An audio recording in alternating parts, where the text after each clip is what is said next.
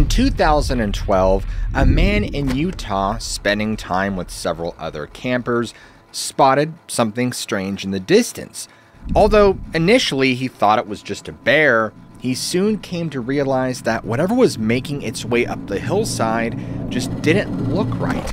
The video that he captured ignited a firestorm of debate, with some saying that it clearly shows an unknown creature, while others swear that it's just a case of misidentification. Whatever that man saw in 2012, he's not alone. Since then, reports continue to flood in from the Beehive State, including more video captured in the exact same area. You won't want to miss this one.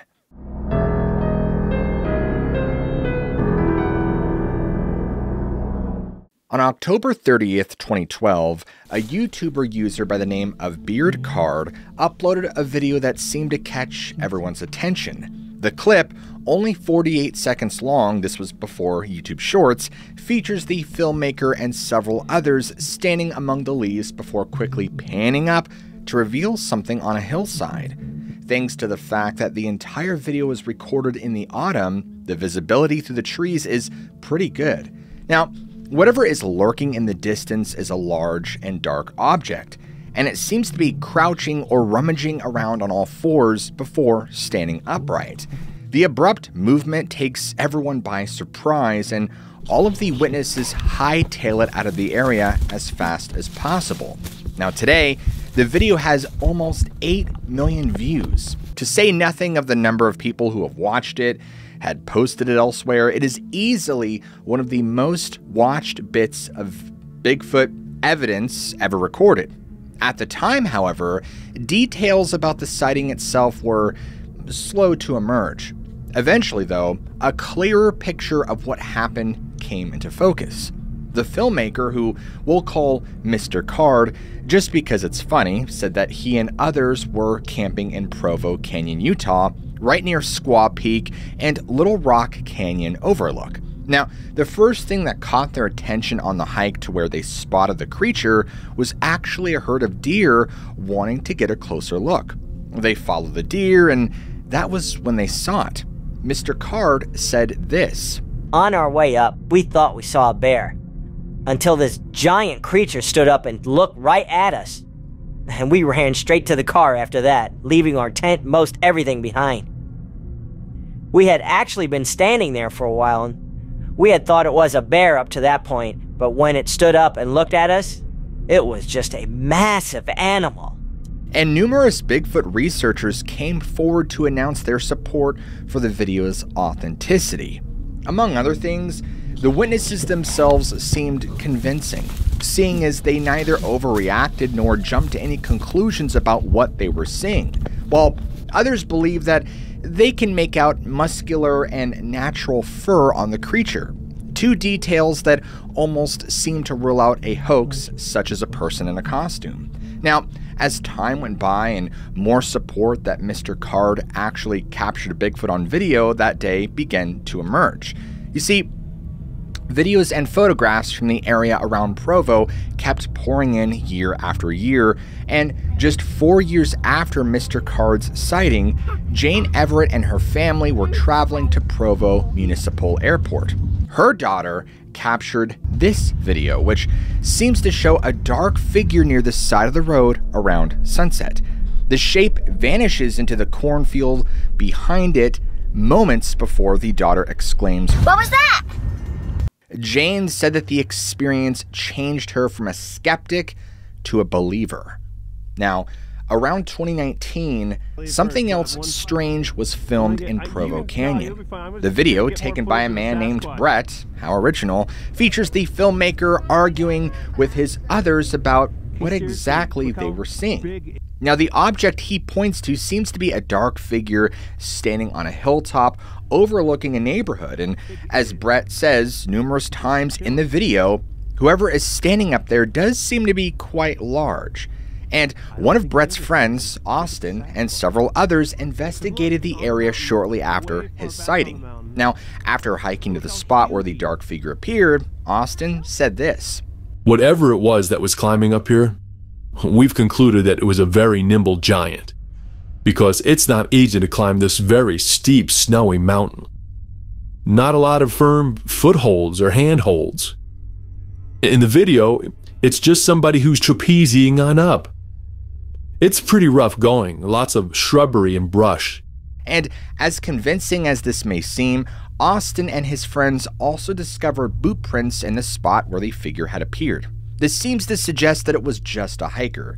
Yet, Brett, who was down in the neighborhood below acting as a spotter, said that the shape of Austin on the hilltop was not even as close to or as wide or tall as the figure he had seen, even if they were all put together. So, I mean, who knows?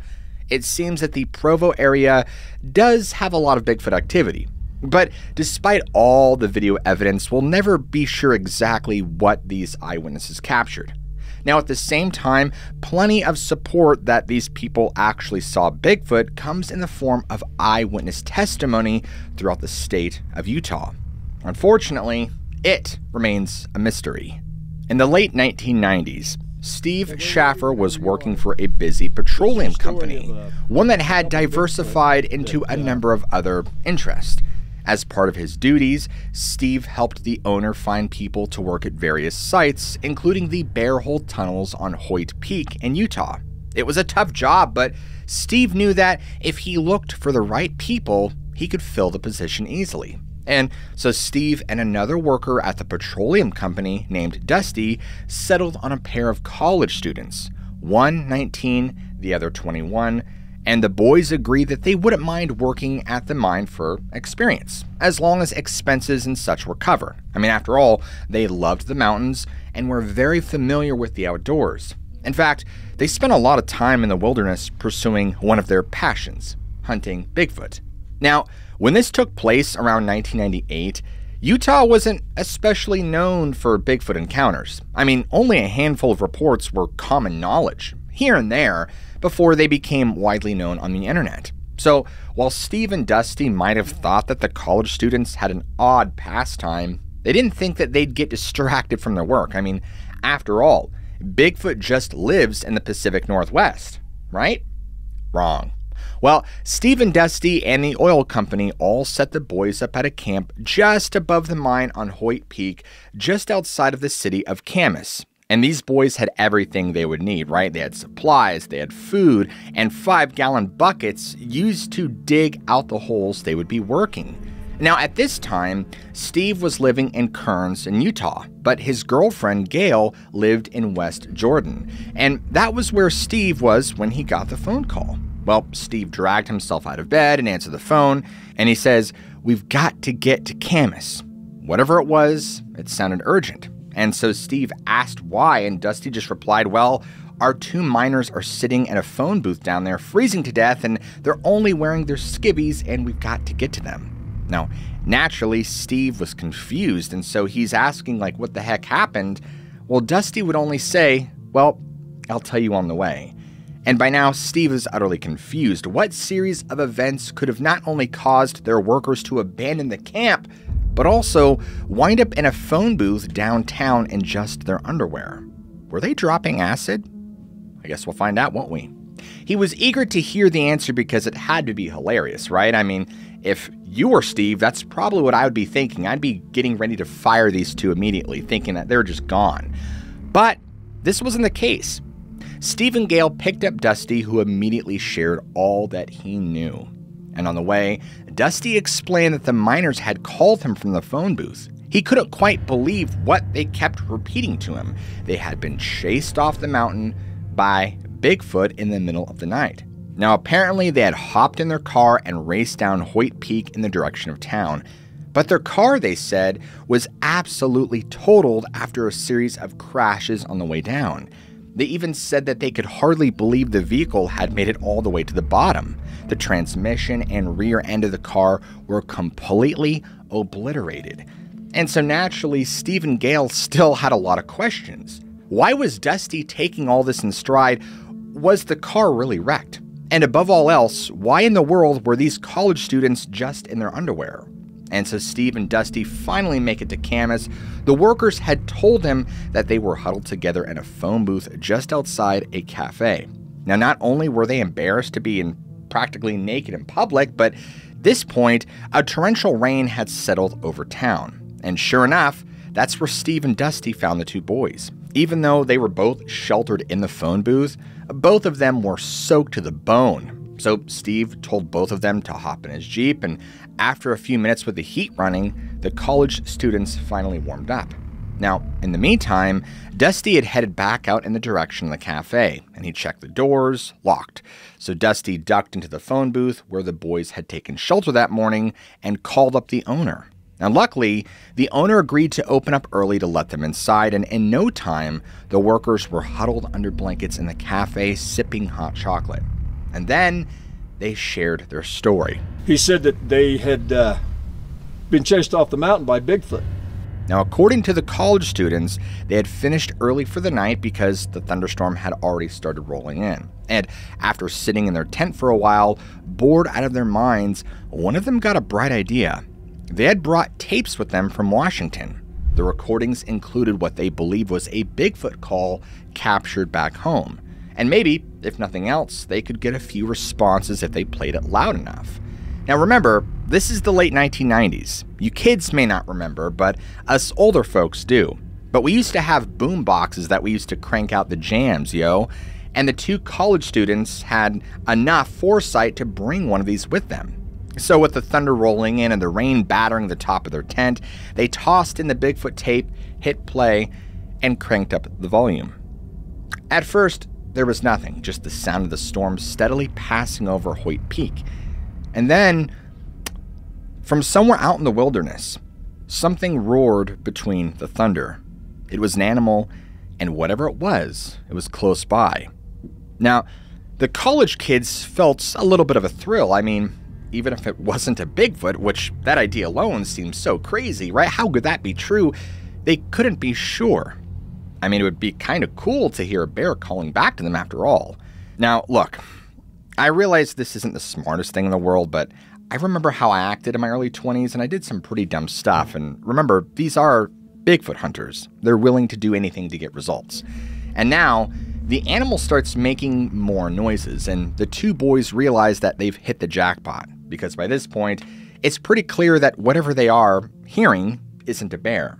And whatever is making noise out there in the storm is just sounding stranger and stranger. In fact, they start to make out what they are convinced is speech, something Bigfoot are suspected to be capable of. So what do?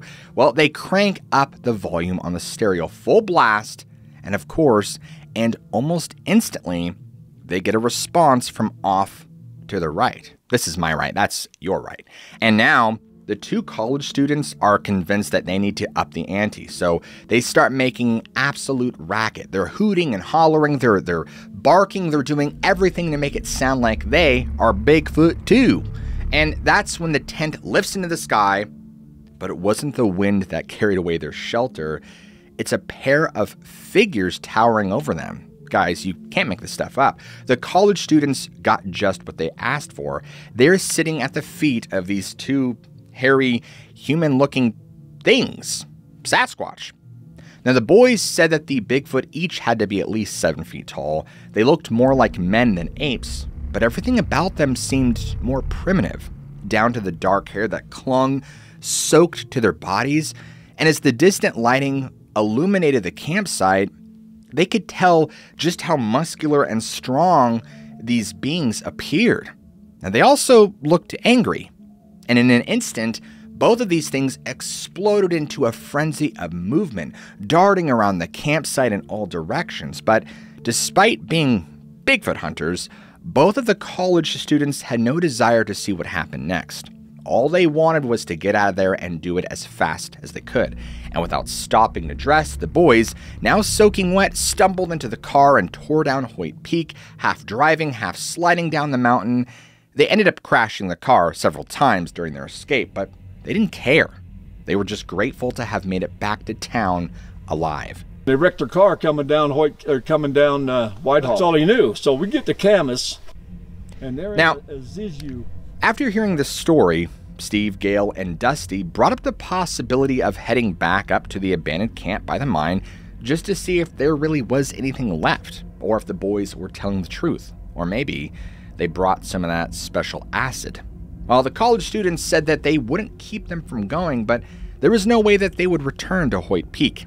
In fact, the pair of workers quit their jobs on the spot and were planning on booking their first flight back to Washington, even if it meant sitting on the airplane in their underwear. Remember, pretty much everything they brought with them was still on top of the mountain, and of course, no one was going to make them fly home naked. The cafe owner offered to buy them new clothes, and they thanked him and accepted the offer, but made it clear that they were serious. They wanted out of there ASAP. Now, as it turns out, the cafe owner ended up driving the boys to the airport himself. Now, naturally, this reaction only made Steve more curious, so he and Gail decided to head back up to Hoyt Peak. And what they found left them absolutely astonished. Where the college boys had been staying was an absolute war zone. Steve later said it looked like a tornado had blown through the camp. Absolutely nothing was left untouched. A 3-burner Coleman stove, nice and heavy, was twisted like a pretzel. Every single cooler was torn to pieces, and not a single aluminum can, full or empty, was left unflattened. In one corner, the college students' walking sticks were snapped in two. In another, the tent poles had all been broken down and folded into quarters. Well, that was polite of them, while the tent itself was shredded beyond all recognition. Now, Steve and Gail salvaged what little they could into bags, and then they started looking around to see if they could find any sign of the 2 creatures responsible for the damage. I'm not exactly sure why I did that. I guess I'm trying to say 2. They ended up locating 2 sets of tracks, one larger, the other a bit shorter, only revealing the ball of the foot and the heel. Now, unfortunately, no pictures were taken because, again, this was the 90s. So unless you walked around with a Kodak camera or, one of those big old clunky SLR cameras back then, you weren't exactly taking pictures of anything. Besides, Steve had no idea when he picked up Dusty to go to Camas that they would be encountering anything strange at all. Clearly, if Steve is being honest, something destroyed the college students' camp that night in '98. While Steve is a believer in Bigfoot, he and Gail have since seen one themselves. I mean, there's no way of proving exactly what happened on Hoyt Peak, but the 2 boys who were chased down the mountain will remember it for the rest of their lives. And whatever it was that chased them remains unknown. In the fall of 1968, a woman by the name of Amy was living up in Ogden Canyon near the area of Wheeler in Utah with her husband and their 2-year-old son. And Amy loved this time of year when the leaves started tumbling to the ground, and, she just had no idea that the change of seasons would bring something so sinister to her property.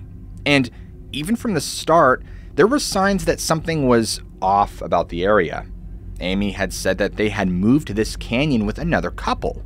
This other couple were equestrians. They kept 3 horses on an adjacent property in the corral down near the creek.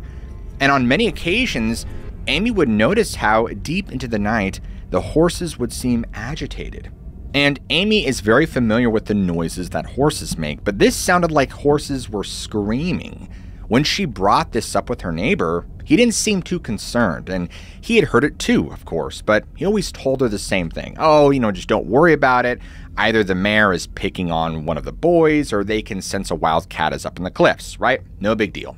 Well, Amy was never convinced by that explanation, and if any of you folks out there watching this have horses, well, you might agree with her. And what she later saw only affirmed that fact. Now, it was very late one evening that October, and everything seemed peaceful. Amy was in the living room, her back against the window, just watching TV while her son was in the back bedroom, fast asleep.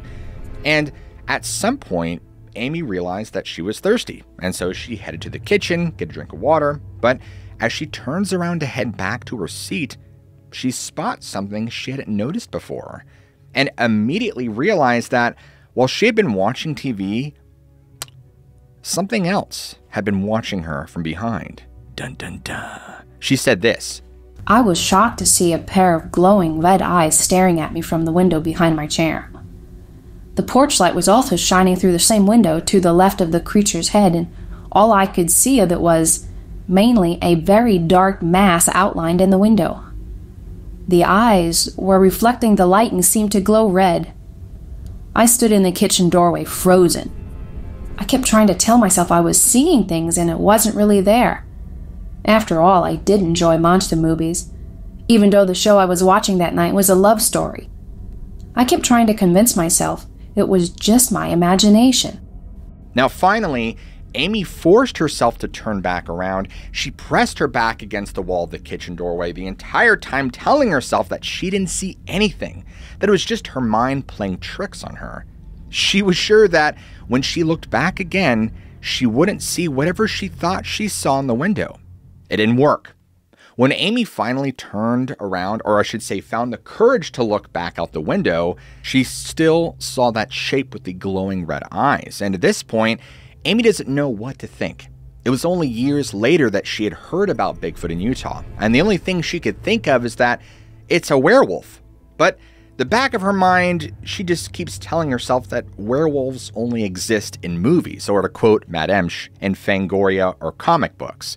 Love you, Matt. Well, instead of going back into the living room, Amy decides to go check on her son, and she goes back to the bedroom. Now, thankfully, he seems fine. In fact, he's still sound asleep. But what is she going to do? Her husband is out for the night. She is all at home alone, and there's a monster outside. So she decides to call the police. However, after taking her call, the person on the other end of the line says that her house up the canyon is just out of their jurisdiction. Sorry about that, and if she wants any help, she has to call the sheriff's department. Now, this is the late 1960s, so it's not like Amy can just hop online and look up the number. So she has to haul out, boom, the big phone book, rifles through the pages until she finds the right number. She dials up the sheriff. I'm assuming they still have the little phone dial thing. She dials up the sheriff's department, but when they ask Amy the nature of her emergency, she can't bring herself to say that there's a monster at the window. I mean, what are they going to think? The best she can manage is that she thinks there's a prowler on her property. Amy described the painful wait for help to arrive. It took them about 30 to 45 minutes to show up at the house.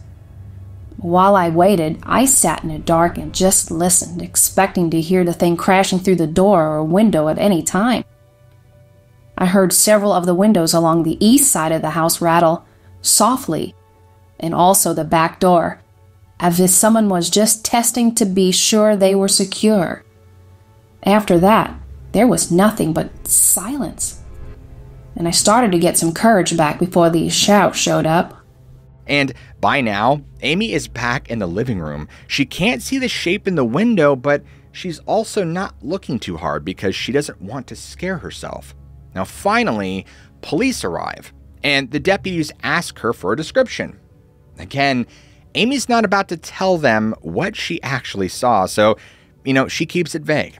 The person, she tells them, was really just a dark outline standing on the top step. The porch light kept its features in silhouette.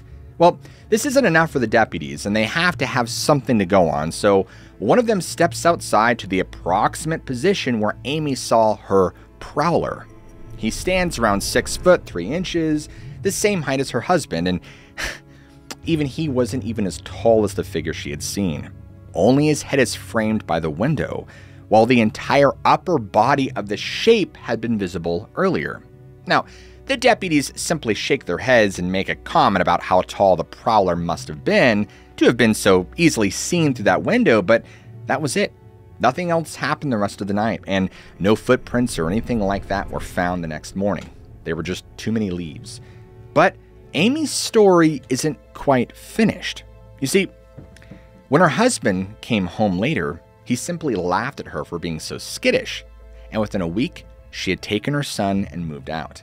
It was only a while later that her husband admitted how foolish he had been because after she left, he had his own tale to tell. Amy said that a month or so after she went to live somewhere else, her husband was up early one morning and saw something he couldn't explain. Amy said this. He was up getting ready for work when he heard a racket on the porch. So he went out to chase our cats out and stopped in Ori's. As he walked toward the front porch, he saw a dark, hairy face looking in at him through the little diamond-shaped window in the door. He stopped and thought, "Bear," and he ran to the front bedroom to put on his pants and grab his gun. By the time he got back out, he was alone again. It wasn't until later, when he was thinking about what it was, that he realized it couldn't have been a bear, because its face was up close to the window, and a bear's snout would not fit close to the window like that. Now, what would you do if you saw a face like that in your window? I'd probably need a new pair of pants, and that, folks, is what really lurks beneath. And because you guys have made it this far to the episode, I want to know what you think. So leave a comment, and if nothing else, I want you to comment below Peeping Tom, so that way I know who made it to the end of the episode and who didn't. And if you guys enjoy videos like this where we dive into strange cases of the mysterious and supernatural, then what are you waiting for? Smack that like and subscribe button right now for more content just like this one. And as always, remember, I love you all, keep an open mind, and I'll see you all in the very next episode.